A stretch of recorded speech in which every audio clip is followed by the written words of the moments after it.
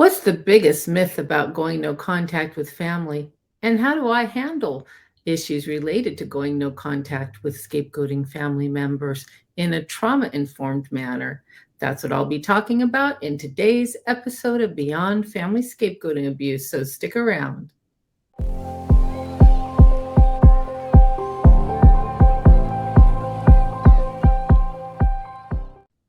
Welcome to my channel. I'm Rebecca Mandeville, licensed psychotherapist, certified clinical trauma professional, and author of Rejected, Shamed, and Blamed. And this is the first of a few videos I'll be doing over the next few months on the issue of going no contact with family. And I wanted to hear from my subscribers here on YouTube before I started talking about this, because this is a new audience for me. I've been here just a few months. And we have a great community forming, lots of great feedback. And I put up a poll in regard to who has gone no contact with family. Was it the whole family? Did they do it slow or fast, abruptly? And I got the results here. We had 245 votes on this poll, and 27% of people who participated said that they ended contact with their entire family abruptly.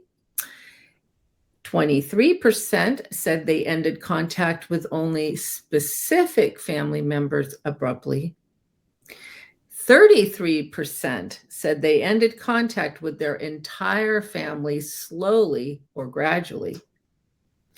And 18% said they ended contact with specific family members slowly and gradually.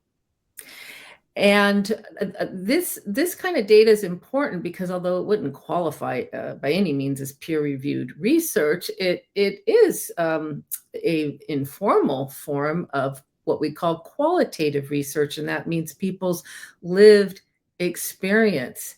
And as a researcher myself, I value qualitative research because these are the thoughts, feelings, experiences, and stories of those who have actually lived the experience. And I have many stories at this point in my career and in researching on what I eventually named Family Scapegoating Abuse, or FSA. So I have a lot of data points to draw from. And I would say that based on past research I've done on going no contact, this mirrors pretty closely results from some more formal research I've done on this subject, which I will get into down the road when I start putting my research out there, both in written form and in some YouTube videos. I'm going to leave that poll up, so it's not too late to go to my channel's homepage and click on the community tab. And I think it's just one or two posts down, and feel free to vote. And I'll just keep collecting that data, which is always helpful for me in my work. And people who participate in these kinds of polls also feel it's helpful because they don't feel so alone, number one. Number two, if they have been validated in regard to, wow, a lot of other people also had to end contact with family. So that can be helpful because for many people, it's a confusing, scary experience to end contact with members of your family. For others, they have a clear idea of what's happened to them, and it is not as hard to end contact with family. People hit a point, I know my clients often just say, I'm done. I'm done, I'm done, I'm done. Because I tend to have people in my practice who are actually pretty insightful. Most have some basic knowledge of psychology. Many know that there's been trauma in their family or a parent's been traumatized in their childhood. And because often they're empathic, they keep trying to make it work. And when they get to a point where they say, I'm done, that's significant. And probably they've stayed in contact, as they realize later, longer than what was good for them. But they can look back and have no regrets because, as I said before, I have a lot of clients that are therapists, and they really do try everything to try to be able to remain in the family maintain connections with nieces and nephews that they have relationships with. And when they say they're done, that's very significant. And I think it's important that people realize that anyone going no contact, it's rare that it's a whimsical decision someone made when they were in the middle of a hissy fit. It's actually a decision made after much anguish and trauma. And even after the decision's made, even with support, those of you who are in support groups or have a very supportive therapist or trauma-informed coach you're working with, it's still a long healing process after one ends contact. And one of the biggest symptoms that I'll hear about is rumination. Before you've ended contact and after you've ended contact, ruminating over and over again on situations, the people you had these painful interactions with, the actions demonstrated towards you. What if you had said this or that? Or what if you had stood up for yourself sooner? And by the way, that's when a lot of people realize they have to go no contact. They start getting healthier and they start standing up to those who aren't treating them with a base level of common courtesy and respect. And of course, in many cases, with actual abusive behaviors being thrown their way. And so that's a myth I want to clear up. The myth that the adult child of these families just willy-nilly decides to end contact because they're selfish or spoiled or narcissistic or pissed off. That's not what's happening here. At least not with my clients, not the people that write me from all around the world.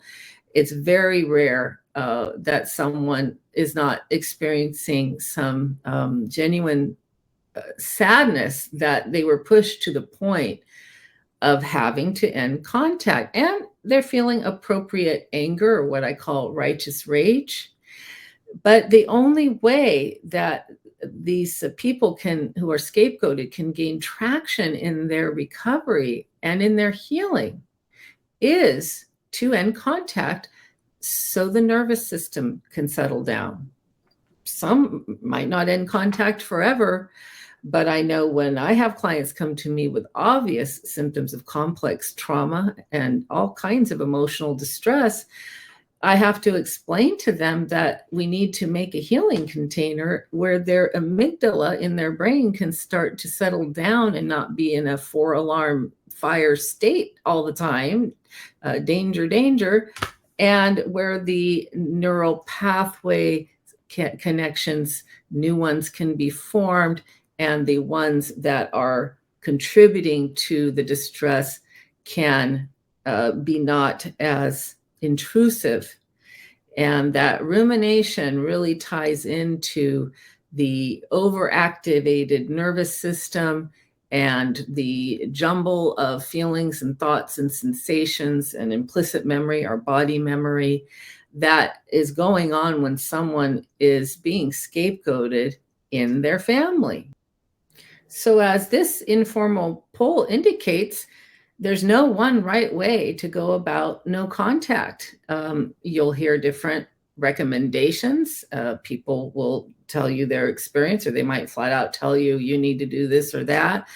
But as a trauma-informed therapist, I know that it can evoke toxic shame, feelings of not doing recovery right. If someone who is working their way toward ending contact with scapegoating family members and maybe have financial dependence on the family, or might be living with the family, or have close connections with people in the family they don't want to lose, to be told you need to end contact and you should have done it a long time ago, it's not trauma informed. So that may happen out on forums, but a client's not ever going to hear that from me.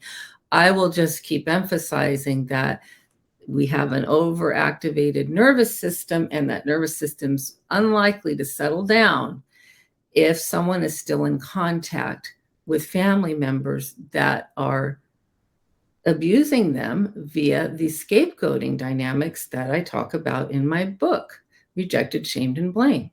Those of you who have visited my website, scapegoatrecovery.com, you may have seen, I think in the coaching section, that I do follow the 6 principles of trauma-informed care. And principle 1 is safety, helping the client establish a sense of safety. Part of it can be where you have the client imagine a safe space they can go to when they're feeling very activated, beach in Hawaii or sitting under some redwood trees in a forest, but that's just part of it. I explain to my clients who are suffering from family scapegoating abuse symptoms that we need to build a safe container to do the work in for the client's trauma symptoms to start to settle down, for the activation to be less and less. And if I'm working with a client and then they're engaging with family members that are rejecting, shaming, and blaming them, or treating them in unkind ways, or being openly, actively abusive, which can happen, I have to explain to them, I can't really help them. I can't really help them if they are constantly being reactivated while we're trying to heal the trauma. It's counter-therapeutic. It's like a salmon swimming upstream. It's just not going to work. And that is why therapists who are aware of how traumatizing scapegoating abuse can be, narcissistic abuse can be, will be inviting the client to establish safety for themselves so they can go on and do the work they need to do to help heal their nervous system, help release the false narrative that there's something wrong with them, and help them reclaim, as I like to say, reclaim their true self and live their true narrative. In case you're wondering what the next 5 trauma-informed care principles are, I'll read them quickly to you right now. I'll be doing videos on these principles down the road. The one I want you to really remember today when we're talking about no contact is safety. You need to establish a safe healing space for yourself. Be around emotionally safe people. There's no perfect safety, but be around people who really care about you, love you, and would not ever want to cause you harm. So think about if you are in a safe space. Think about if you have a container that's going to support your healing, or are you reactivating your nervous system over and over again by engaging with people that are scapegoating you. So let me read quickly these next 5 trauma-informed care principles in case some of you don't know these. The second one after safety is trustworthiness and transparency. That's why trauma-informed therapists do a lot of education, a lot of psychoeducation. I educate my clients. I want them to know what I know about trauma-informed care, what I know about scapegoating, both personally and professionally. I want them to be empowered through knowledge. And so that is how we can slowly build trust and transparency. I'm not hiding anything from my clients. I am wanting them to learn as much as they can about what happened to them and be able to have the tools they need to help themselves in between our sessions. Number 3 is peer support. That's why it's so great when you can find a good forum, community, where you feel, especially a private group is always recommended, where you feel you can have peers who understand what you've gone through and what you're doing in terms of recovery from this form of family abuse. Number 4, collaboration and mutuality. 5, empowerment, voice, and choice. Again, I like to empower through education. And number 6, cultural issues. And I see cultural issues missing quite a bit from content that's out there on social media in regard to narcissistic abuse, family scapegoating, recovery books. I see that missing quite a bit. And I used to teach almost 20 years ago cultural competence at the grad school level. And it's really something that can't be overlooked, but it certainly would not be trauma informed for me to say to anyone, but especially someone from a culture that comes from a very collective culture where family connections are of the highest value for their culture. I certainly wouldn't say you're going to have to cut off your family to get better, because I'll probably won't see them for a second session. They won't come back. If you're there watching this, you're still in contact with family and you know they're activating you, you know that you're experiencing family scapegoating abuse or perhaps narcissistic abuse, or you're just in a highly dysfunctional situation that's not serving you, just remember these things do take time. And if you set the intention that you are going to try to make a safe space for yourself one way or another and keep focused on that, just know that there will be a time when perhaps you can make decisions that will benefit your long-term recovery, healing, and growth. And it's okay if you're not there yet. It's okay if you're not done. Just know that it's just simply not possible to have the deepest kinds of healing that I would love to see all my clients have, and anyone out there watching this who's suffering from family scapegoating abuse. It's very difficult to get there if you are still in contact with family that are not treating you well or who are abusive towards you. That's just a fact. But you should not ever feel that you are being shamed into ending contact. And people who are telling you to end contact and to do it right away, when you may need a plan of how to support yourself, how to be able to maybe maintain connections with nieces or nephews that are important to you. You might need to find a job. You might have a disability and you're dependent on family. There's so many things that need to be considered. And that is why I always am very gentle and patient when it comes to no contact issues in my practice, because that is what is required if we are offering trauma-informed care. I know to people who have already ended contact, it can seem very frustrating when someone's talking about all these things and you feel their life would be better immediately if they ended contact, but we don't always know what's going on behind the scenes. There could be trauma bonding going on, and that can take a while to work through. And that usually requires a therapist that can help with trauma bonding. And we know it's hard to find therapists who even understand family scapegoating abuse. I was the first to even give it that name. And hopefully more and more therapists will learn about this. I've been asked by a couple of international continuing ed unit providers to start making classes and courses for FSA. So that's exciting. The information is slowly getting out there. Many of the principles of helping someone suffering from narcissistic abuse are the same for family scapegoating abuse. Therefore, that is a way you can get help even if someone isn't as familiar with the scapegoating. If they understand narcissistic abuse, they can probably be very helpful.